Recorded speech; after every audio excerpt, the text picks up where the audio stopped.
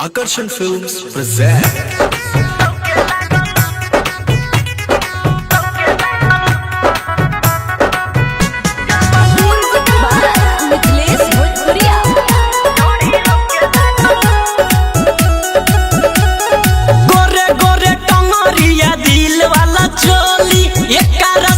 तकिया के खोली गोरे गोरे टंगरिया दिल वाला चोली एक रस नीक पेन तकिया के खोली देखी के गोदाम एकर भइल सभी लइके पागल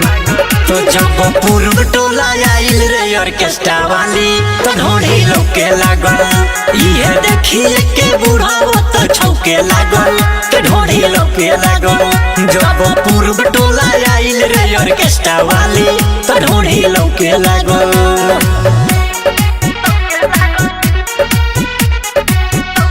रिया रिकॉर्डिंग स्टूडियो नरकटियागंज।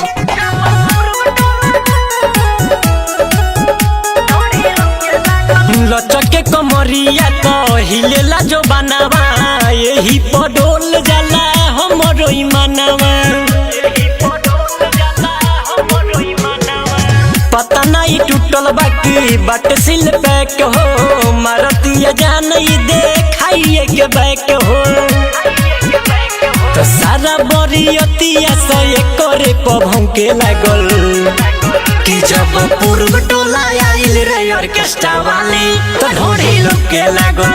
इहे देखिए के बूढ़ा तो छौके लागल कि ढोड़ी लौके लागल जब पूर्व टोला आइल रे ऑर्केस्ट्रा वाली तो ढोड़ी लौके लागल।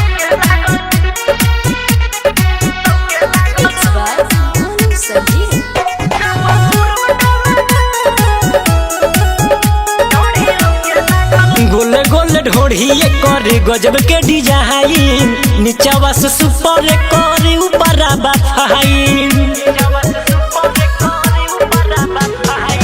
पीछे एकरा पड़ल बाड़े धनेश पटेल हो कहे भल जाए पड़ी एकरा लाजेल हो तो शिवम बवाली हवा गमाछा से हमके लागल जब पूर्व टोला आइल रे ऑर्केस्ट्रा वाली तो ढोड़ी लौके लागल